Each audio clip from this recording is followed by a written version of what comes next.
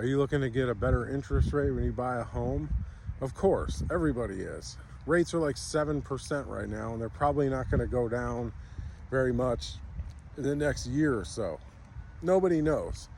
They might go down a quarter point or a half a point and then go right back up a quarter point or a half a point. That's not going to save you a ton of money. Maybe like $50 a month if you're lucky. Okay? So here's something you can do. And the stars kind of have to align perfectly. It's called an assumption. You're going to assume the position of the mortgage from the seller on the new house that you buy. So the seller either had to purchase the house with a VA, FHA, or a USDA loan. Those are government-backed loans that allow assumptions. Now, sometimes conventional loans, depending on the lender, they will allow it as well. You got to ask the lender.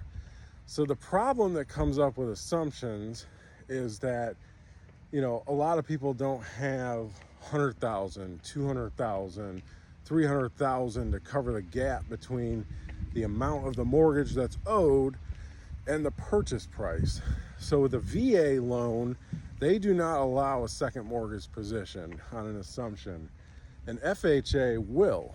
So the issue that comes up with that is it's not going to be super easy finding a third-party lender that's going to give you a decent rate, or that even will lend for a second mortgage. So what do you want to do?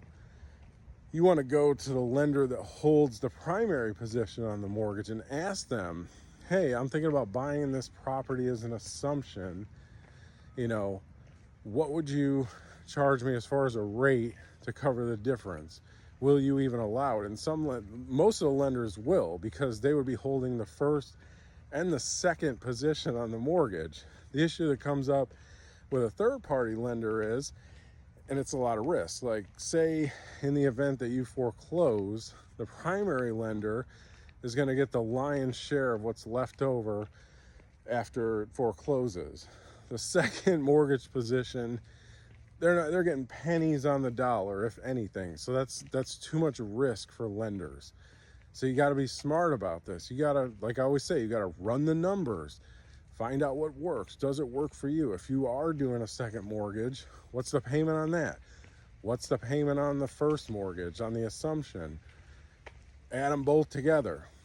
Is that cheaper than if you were to get originate a new loan, at say 6.5% or 7%? Maybe.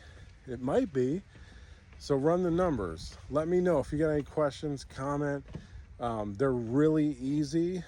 I've seen a lot of agents hit me up. I actually have a Facebook group in Tampa Bay that I post just assumable listings. A lot of real estate agents won't even list the properties as assumable because they don't know about it, but it's very easy. If you have any questions, let me know. Assumable mortgages, it's a great thing to do if you have the cash. A lot of times people do, especially after they sell a property. They go buy another house and they use the proceeds to they'll put a bulk of the proceeds down on a new house. So if you're going to do that anyway, maybe you should do an assumption. We see a lot of people in Florida do that. They come from other states with a large amount of money from selling a property elsewhere, and they're going to put it down. So look into doing an assumption. It might make sense.